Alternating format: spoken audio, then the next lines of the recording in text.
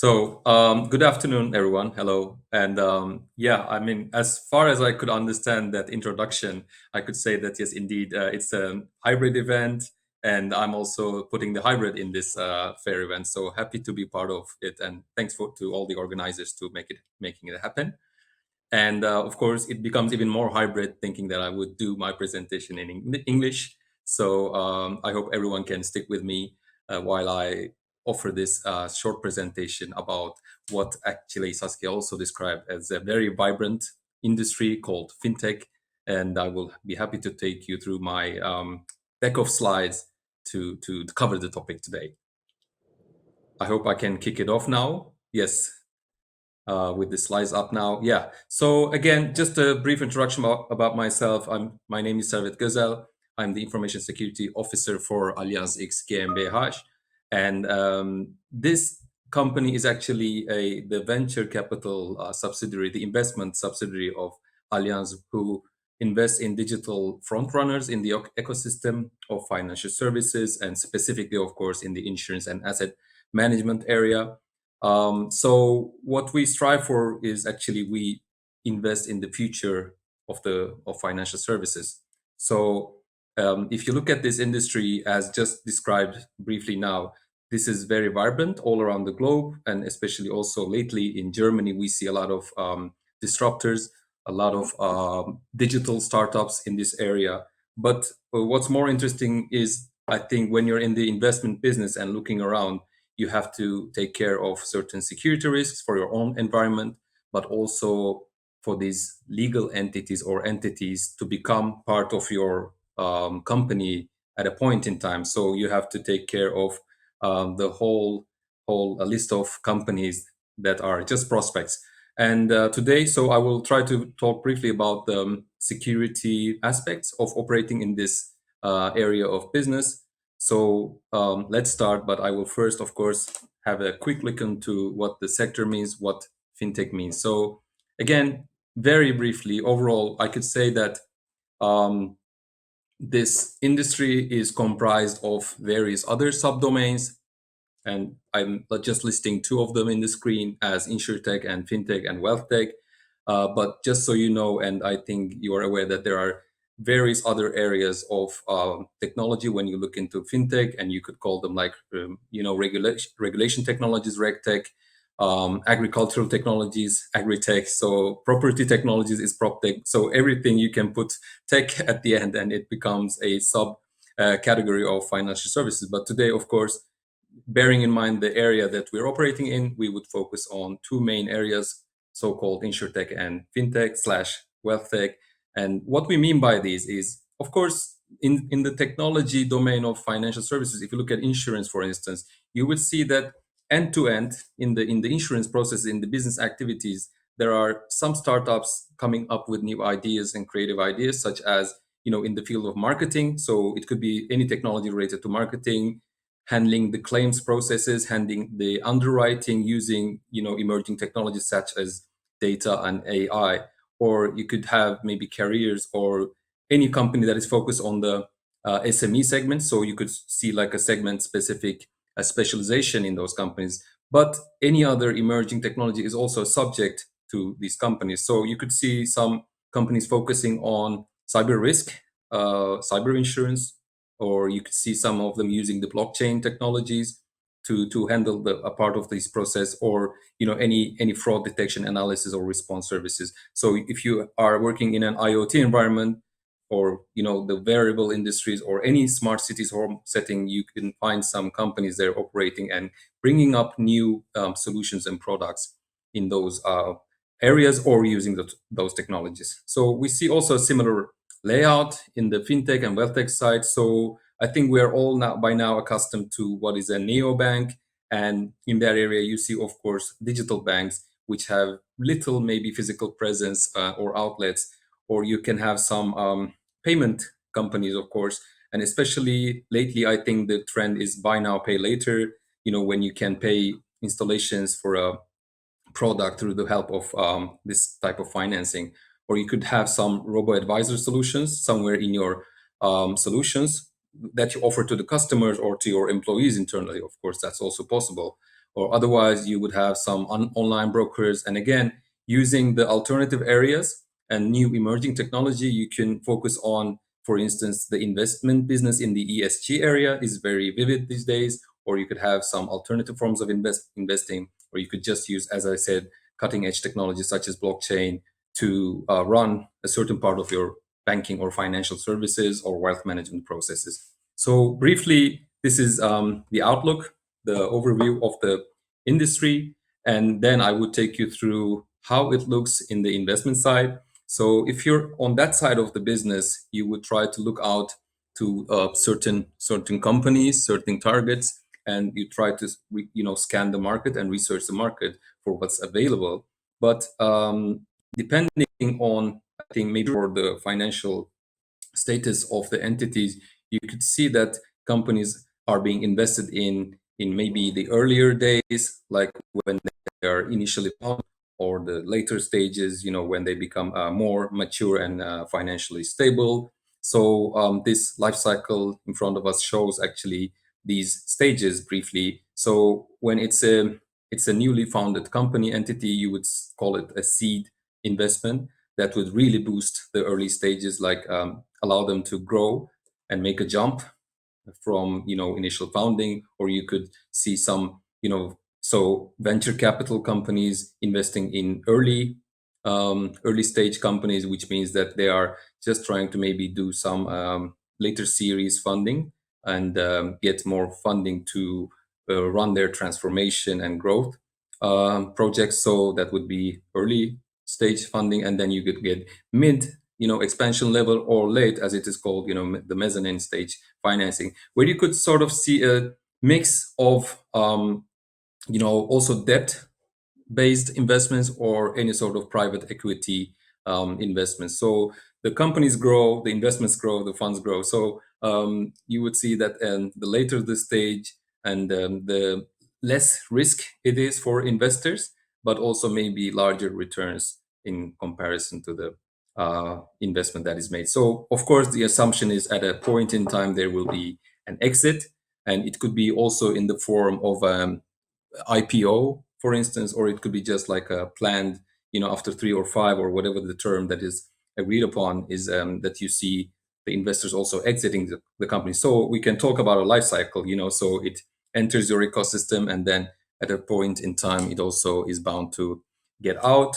But the good part is nowadays we see a lot of unicorns or even decacorns in the industry, so which have also at one point just been seed investments or early investment. Now they become so large that they reach a certain threshold, and that's kind of can be considered like a critical success factor in the investment area. When you see the company that you invested in become a unicorn or decacorn, or when you see them go through the IPO process at some point, is fascinating. But that being said, I think enough about the whole investment area, and I would just deep dive more into what is more interesting for us is about technology and security aspects. But of course, all in all, it's all about the process of how you decide to make an investment. And as I said, after the research and after the scanning of the new entities out there, you try to assess a company end to end in terms of how financially or legally or operationally attractive they are or stable. Because out there you see in the outside world the existing presentation or how the company actually presents itself externally, but one should be trying to break the hype and get inside and see what the company is actually all about in detail. So we're talking about a process where we're having mergers or acquisitions, as we abbreviate it, is M&A. So in an M&A transaction, you would see that there's a process called due diligence. And this is, for us, a very important step in acquiring stakes or acquiring the companies totally. And so just to remind everyone that this is not only about technology, because for a company, for an investor, the matter is, of course, primarily financial, I would say, from the stability point of view, or creating some synergies, in terms of the platforms that we include them in, or in terms of the integrations after the acquisition that we expect to happen. But technology, of course, is very important. And the idea is, since we are investing in digital startups, we're expecting a good, overview of technology and showcasing why this company has traction actually. So in this short diagram, you can see the stages of the M&A process, but the highlighted place is actually where the due diligence happens. And I think this is the most important part where maybe technology or security specialists could get involved in. And I would again go into the details further in the other slides, but I just wanted to emphasize that there are other types of due diligence activities. So in a transaction like that, you would expect to see primarily financial due diligence work, a legal work stream for any legal or privacy related matters. You would see maybe operational activities being assessed, and then some tax related activities, and then technology. But technology has to be as part of this whole work, because it doesn't just go standalone and on its own. It has to be a part of and actually support the other work streams in the due diligence process. So that means that we also follow the steps that other work streams follow, and actually it's up to the teams and the functions who run the overall investment process. So it is not the technology or security expert just start with scanning the companies and then trying to assess them from these different aspects. It's just at a point in time, we're expected to get involved and spend some time looking at the company as well, plan for it, and of course also get the results and act upon the results. And I will just cover those aspects in the coming slides, hopefully. So, yeah, as I said, we need to be in a place where we're asking the right questions throughout the process, and we are actually now looking into the technology domain. So, what happens? What do you see when you look into a new startup or any prospect that you would like to invest in? So, you would see hopefully a good technology environment, a good technology landscape. And what that means for you initially, I think, is from the buyer side that you should ensure that your expectations are fulfilled. And what do we mean by that? We mean that whether the targets, IT strategies, the organization, and the architecture, and as well as the security posture, is in line with the business strategies and objectives of the company, or whatever the buyer is expecting from a business perspective to happen. So, having said that, of course, again, this is a bigger picture where you see security an important part of it, but just one part of it. So you have other domains again within the technology domains. So, and I think there's a trend where we see, the security or emerging technology related questions getting more and more coverage within these works. So, of course, IT or technology due diligence works have been around for a while, I would say. Maybe, I don't know, 10, 15, 20 days, we've seen such similar works when you look into the technology of an entity when you make an investment decision.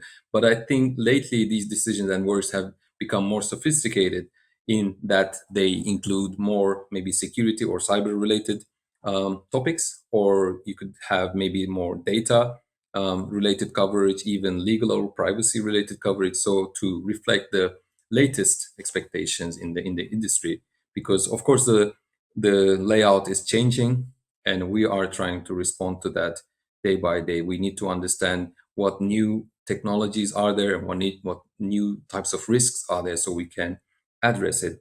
So I would say in a typical technology due diligence, you would like that it's covered, that this work covers topics such as the strategy and project, but especially the IT or transformation related strategies and projects. You would expect to see something on the business applications and the overall enterprise architecture. So how does this company actually handle this activities, these processes, and what kind of systems there are, and where are they located? What kind of integrations do they have with each other? And what are the customer platforms, maybe, or other platforms? And how does the company ensure the operation of these platforms work in line with the expectations? And again, we're looking at the infrastructure, of course. You could have some legacy or new cloud related infrastructure where you want to cover and say, yes, this infrastructure is solid and serving to the purpose of the applications. And otherwise, you have many other sort of systems, such as the back office or administrative systems, which should be supporting the primary applications. And otherwise, we're talking about again the governance. But what the governance is about is, looking at the organization. You want to understand how the processes are related with each other and how IT processes work within a structure of governance. So that also brings the question of how is the IT organization configured? Are the teams separated, and what kind of resourcing can we see in those teams? What are the plans to expand or grow, and what is the skills and capabilities that we're looking at in this company? And lastly, my favorite topic, of course, information security. And that is actually an integral part of the rest of the work, because in every other aspects, you would see a component related to information security. For instance, if you're talking about the projects, then you want to see how security is handled within those transformation efforts or projects. If you're looking at the infrastructure or any legacy part of the infra, then you're asking the question of how secure is that network and how secure is that infrastructure component. So I would say on its own, of course, information security also has a large maybe list of questions, and you need to ask them, you need to address them. And sometimes it is not only about just the infrastructure, is also very related to the maybe business process.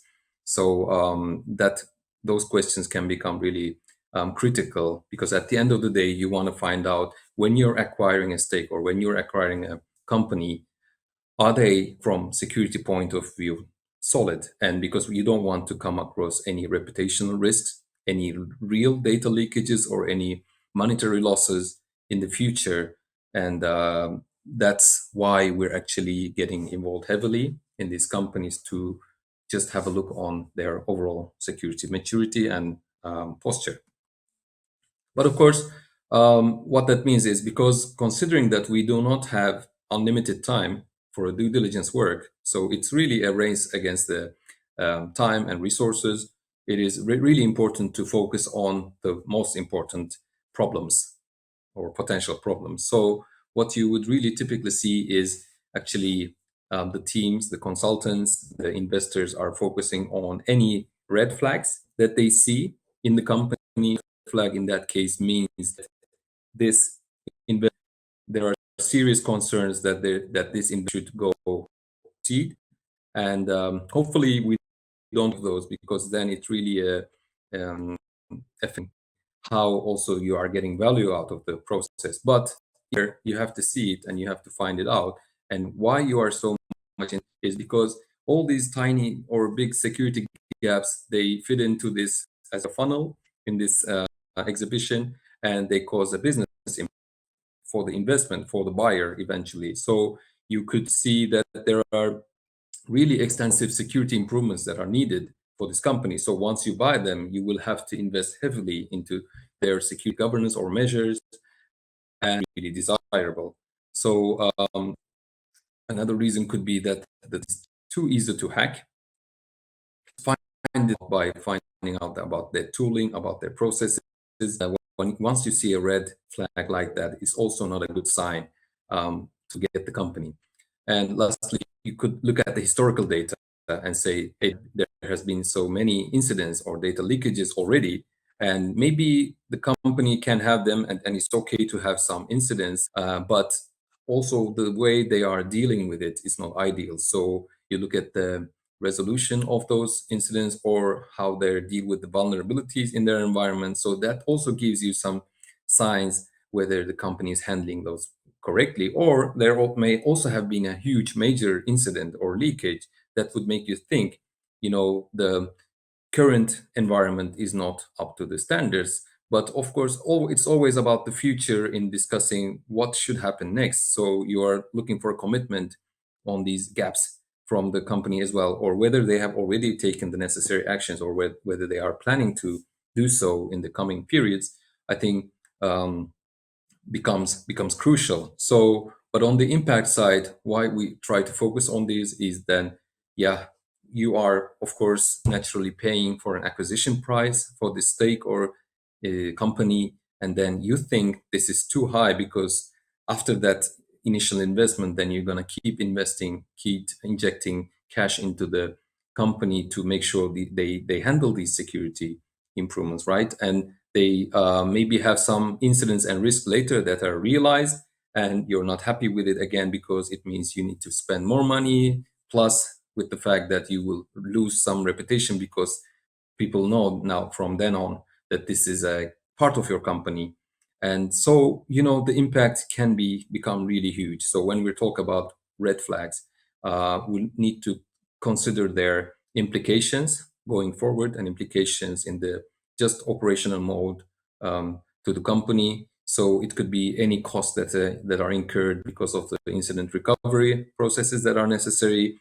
There could be just a loss of productivity. It's like they're not up to the performance and capacity standards or availability standards that you need them to be. And so this does affect you as well. Any legal issues will hit or has the potential to hit you as well, such as if they are not compliant, for instance, with GDPR, or if they get any fines or penalties there, then again it becomes also your problem. And but lastly, I think this is from a value point of view, but the M&A transaction is there for to create a benefit for the buyer company. And in that, when you see security issues, problems going forward, maybe the benefits you are also not able to realize as much as you do because there will be some hiccups on the road. So again, just to overall summarize this view is that we're trying to focus on any red flags, but also as well as other cautionary topics. It doesn't always have to be a red flag, but you have a maybe moderate concern about a certain gap, about a certain element missing in the security structure of the company, and it's always fair to raise them to the target and to the investment team. So our duty as security experts is actually getting just involved there and trying to escalate certain issues when we think they are important for the buyer. And in this next page, I will try to take you through just briefly how that involvement happens.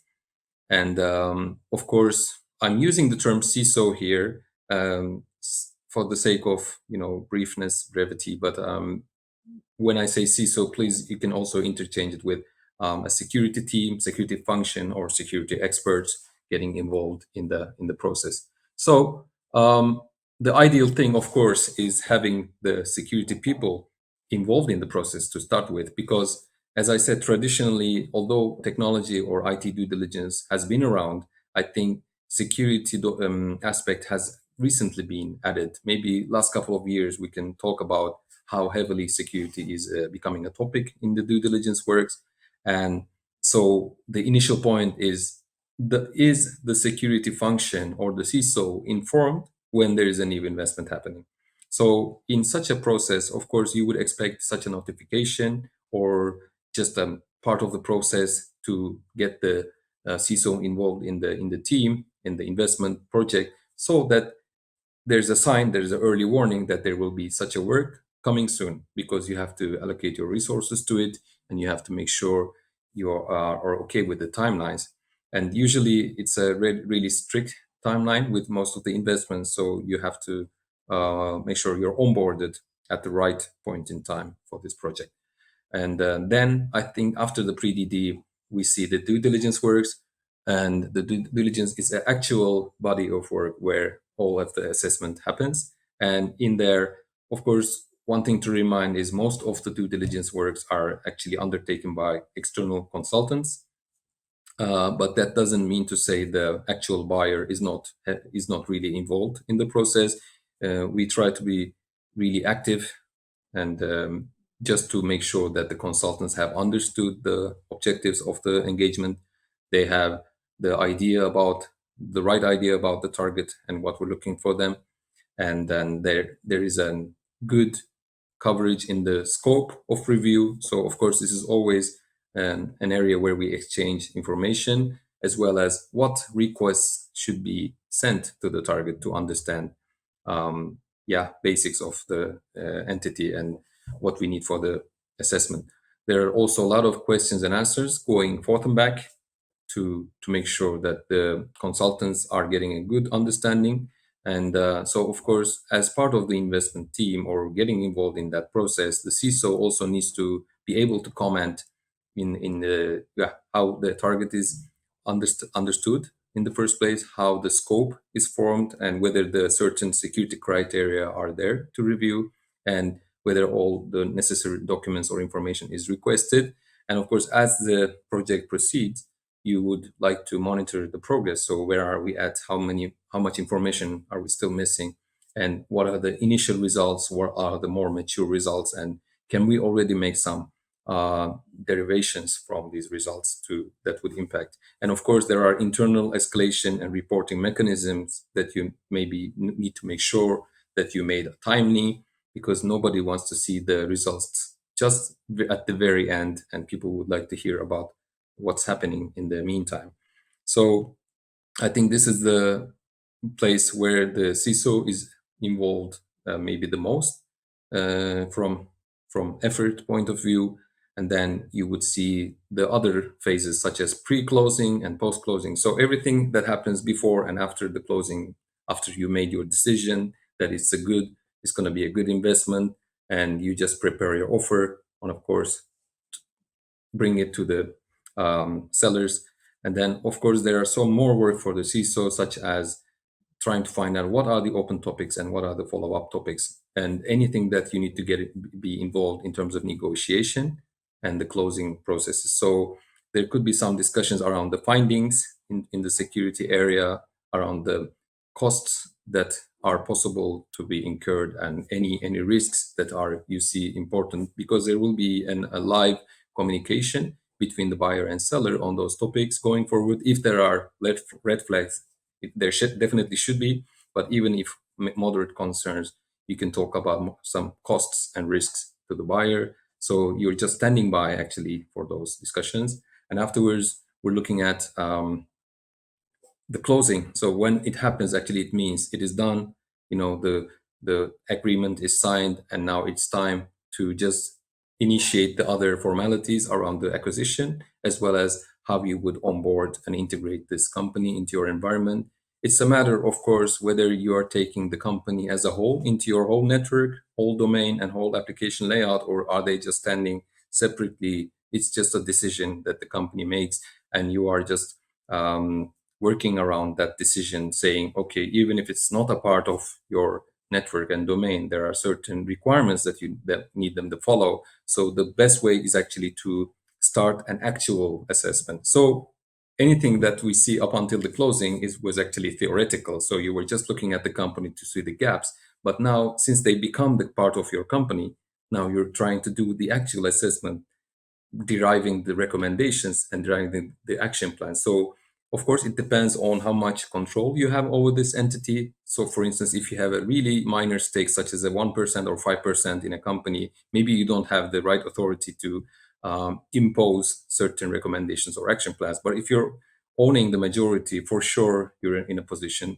to guide them, to govern them, monitor them, and also control how maybe security is handled in this company at a certain level. So based on that, I think we're looking at this assessment, and coming out of it, of course, you would have to look back to the process to see what lessons could be learned, and what you could have done differently in the process. But leaving this process behind, I think we can talk about the approach here. We're talking about how the external consultants are running the due diligence assessment, but also we know that these companies have limited time and resources, even just to answer your questions. And again, the speed of investment going forward is not allowing for you to ask every question. So before the closing, every question that you will ask in the due diligence part should be really compact, actually. So and it should also hit the right areas. So we should not really just take a standard checklist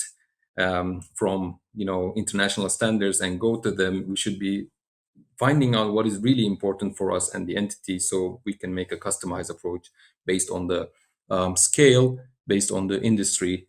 And but although the page here shows some supplementary methods to do that, I think this is also very new, in the practice. So, of course, in the due diligence, you would ask for these kind of reports and certifications, any evidence, but actually, it is not or must have all the time, or sometimes you just don't find it, So, but I would, as from my perspective, I would find it useful to get any, external testing results. The dashboards from the security scorecard applications maybe would help, and the vulnerability scans that they had in the past, and for if they have incidents, you should look out for a forensic or incident investigation reports. And for certification, you would look out for any kind of IT or security certifications. It's not that they always have it. Of course, a good practice is, for instance, that they have an ISO 2701 or any similar certification for security. But it could be that it's not in place, or just they're just following, based on the country they're operating, the regulatory framework there, which is also fine. In many cases, you can see that there are companies that are not certified but are following a good body of reference in terms of security, and that's fine. So you could get maybe cloud related C-star certifications, or you could get a NIST CSF, the cybersecurity framework attestation or certification, which shows how they're managing the cyber risks. And for the attestation part specific, of course, you're looking if they're having any SOC reports internally, like ISA 3402 reports, or if they're following any other frameworks, that is also useful. And lastly, we're looking at any independent source of assurance or validation on their information security structure. That could be coming from a regulator, coming from an external auditor, internal reviewer or auditor, or anything done is as part of the privacy part. Again, to remind, privacy is not initially a part of security due diligence, because it's usually typically in the legal part, but there should be such of a sort of a communication between those work streams, because the security measures part of privacy is very much interesting for us. And having spoken of these frameworks, now I know and everybody knows that there are just so many references and frameworks that we need to follow. And for maybe larger companies, it is okay to obtain such a framework or guidance and follow them with their staffing and with their organization. But for startups, this is always not the best case to do, because all the references mentioned here, such as COBIT or even ISO 2701, requires a certain scale and also a certain budget, to be able to follow. And you, from the buyer side, it's not always up to you to say, hey, you should be having this certification, or you should have such a report. Anything you see, you can take it, and maybe you can even recommend it. But there is no, I would say, mandatory report or certification that you would expect from a target.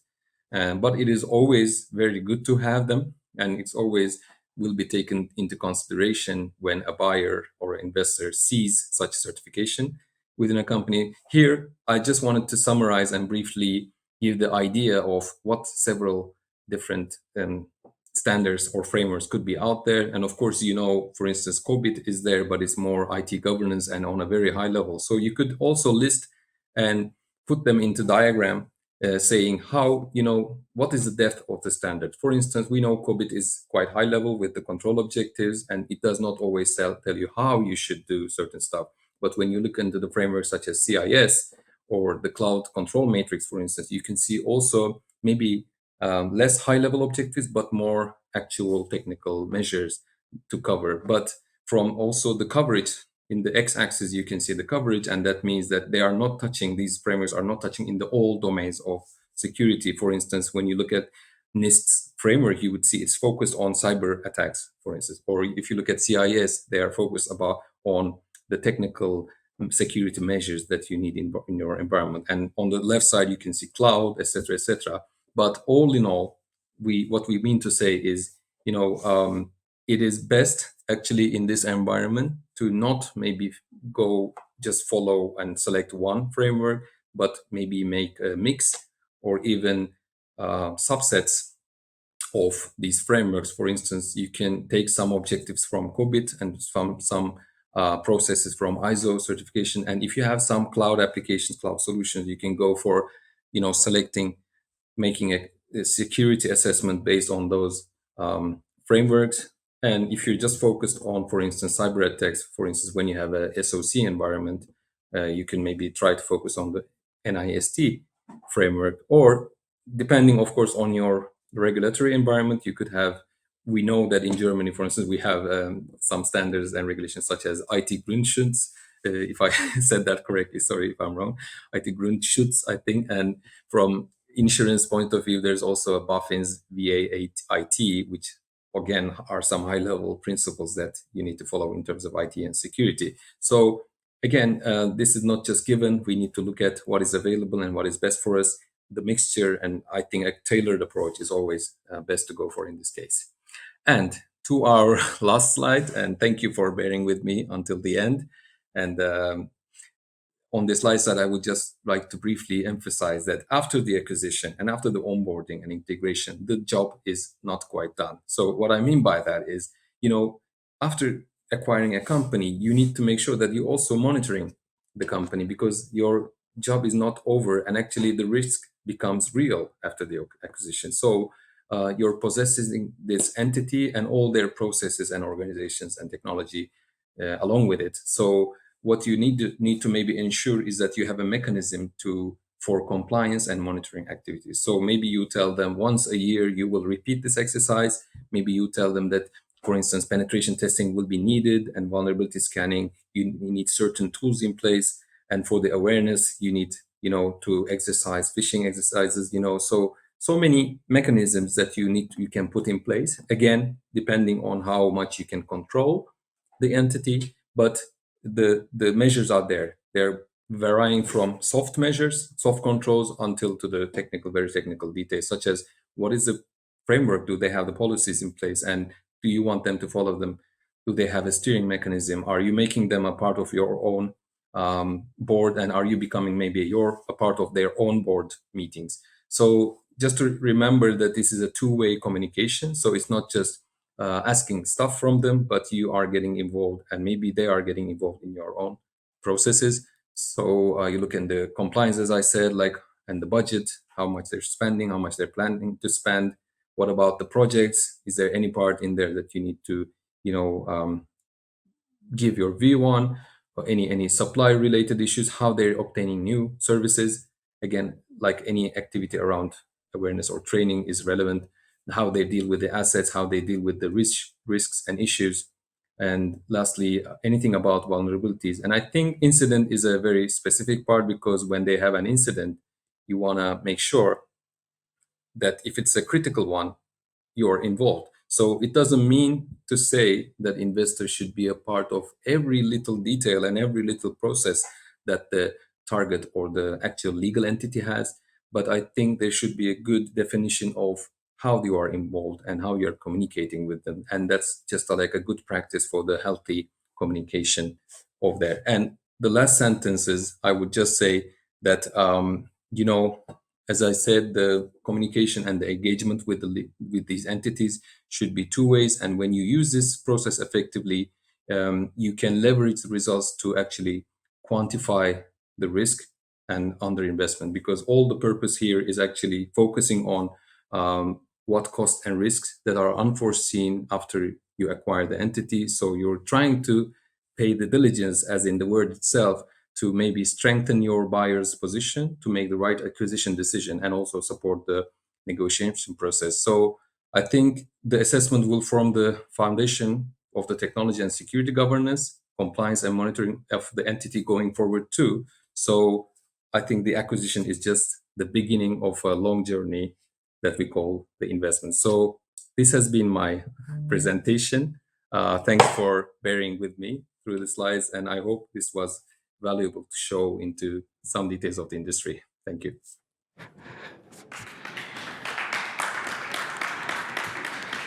Thank you so much, Servet, for these highly important and interesting inputs for us.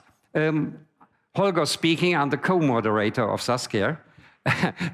Don't be astonished. I do have a question. From my experience, is the PMI, the post-merger integration, after the closing and signing, one of the most important phases of a transaction. And how can you ensure that all the things you've discovered in the due diligence is then implemented in the target. This is, from my point of view, one of the critical things. What is your opinion? Very important. Yes, very critical, important question as well, because as I said, the task has only begun after the acquisition. And it's important that you're not starting from scratch when you start working with a company. And as I think the maybe answer is similar to, again, the acquisition process, because there we're holding a project and then so many people are involved in the assessment. So to become diligent, you need to make sure the experts are looking into it. And then after the acquisition, it's similar, because then you need another project maybe to onboard and integrate the entity. And there you're looking at the maybe, if not the same, but similar work streams. Just a note here that you're not always working with the same consultants and external providers as well, because your consultant can be different, but then maybe you're left with your own, or you're left with another consulting company to run the project. And then in the integration, in the merger, then you need to make sure the time plan is across maybe a couple of years, again, with the all different work streams and following up on the similar issues. So definitely, you should not forget what happened in the acquisition process. Yes, very good. One other question, Servet. At Allianz X, do you do it in an internal group, or what about external consultants? Or what is your experience with external consultants during the due diligence phase? Yeah, I mean, as I'm not an expert in the overall, investment business itself, but getting involved in these projects, I can tell you that there could be different cases where, for instance, for a really minority stakeholdership, you should be maybe using whatever information is already available. So sometimes you see that there was a recent due diligence work that is already performed for the company, and you take the reports, take all the data in, and you just base it on it. Or otherwise, you can get your own consultants, deploy them, and get into the deal room, the VDR, the virtual data room, and investigate it. So I think, but when that is the case, I could tell you that a lot of companies and a lot of new personnel is involved. So compared to your size, you would see maybe as many people, or even a much larger team in a single investment project. So it could be quite astonishing and overwhelming, but at the end, I think the result is good, really compactly presented in those reports. Thank you so much, Servet, and stay healthy. And this is your applause. Thank you very much. Have a good event ahead. Bye-bye.